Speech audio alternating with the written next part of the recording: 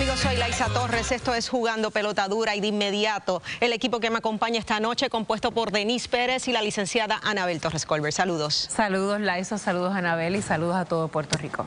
Saludos a ambas, saludos a todo Puerto Rico, que hoy es un día importantísimo. Importantísimo, empapada ya. A mí me da risa, porque ya le da risa, entonces a mí me da pavera. Bueno, lo cierto es que hemos preparado un programa completo, recursos legales, representación de Fortaleza, todo el análisis de este recurso legal, que no es uno, son dos, que presenta la Fortaleza para lograr la cancelación del contrato de Luma Energy. Jorge Colbert Toro tiene los datos precisos sobre el contenido de esta demanda, porque lo que no te dicen, te lo dice Jorge.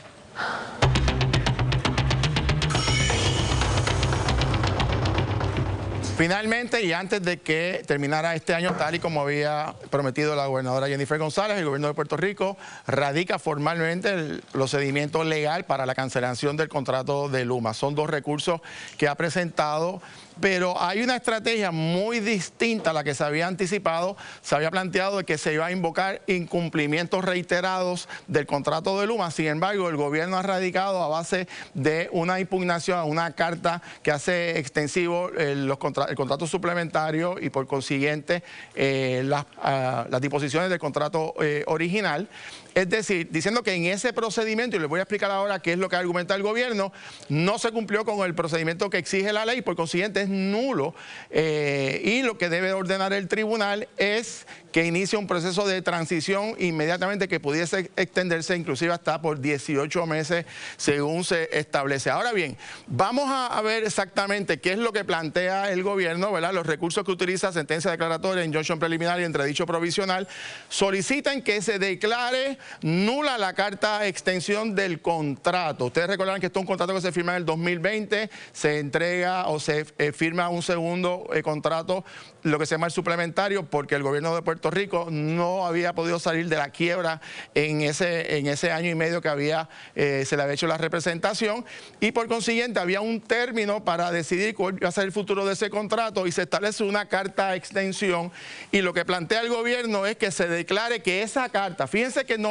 la estrategia no es decir que Luma ha incumplido en función de un artículo particular del contrato, sino que la carta que extendió la vigencia del contrato es nula y por consiguiente no hay vigente esa relación contractual. Solicitan que se inicie un proceso de transición. Algo interesante es que plantean que si el contrato, pues, o la extensión o las cláusulas no están vigentes, sí se ordena a que se apliquen algunas disposiciones del contrato que están cuestionando para que Luma no se pueda ir entonces en un periodo mucho más corto de lo que establecía el contrato originalmente. Solicitan la entrega de información para ejecutar ese proceso. La lista de información que pide el gobierno es extensa de todos los asuntos financieros, operacionales, de personal, laborales que tiene Luma bajo su consideración, así que indudablemente va a ser un proceso extenso.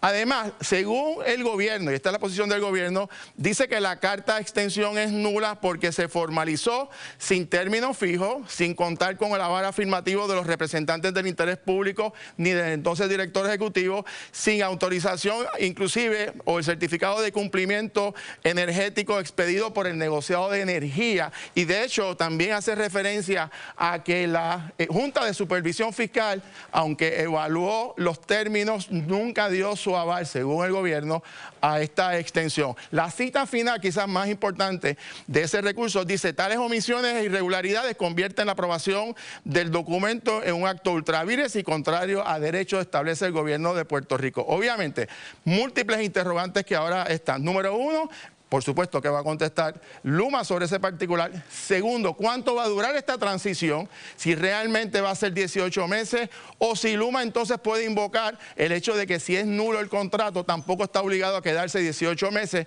Y el tema más importante que nosotros se lo señalamos a ustedes hace ya varios meses es que el proceso para escoger el sucesor, si es un sector privado o una empresa privada, es un proceso de licitación.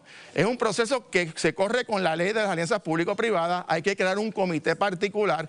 Es un proceso casi de tipo subasta ciega, ¿verdad? Es donde las empresas vienen y compiten, y ese proceso también tiene que aprobarse por la Junta de Supervisión Fiscal. Lo interesante también de esto es que en ese proceso de sustitución, la gran pregunta es si se le quitó el relevo de responsabilidad a Luma y ahora tienen que responder por los enseres.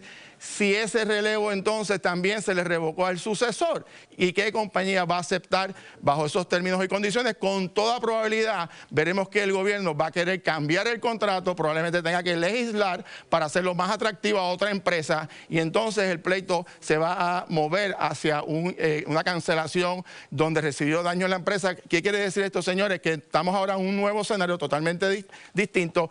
Si bien la gobernadora cumplió, hay múltiples interrogantes, y al final la pregunta que siempre hacemos: ¿quién va a pagar todos estos pleitos legales? Usted sabe la respuesta, que será usted y yo de nuestro bolsillo. Pasamos con Liza.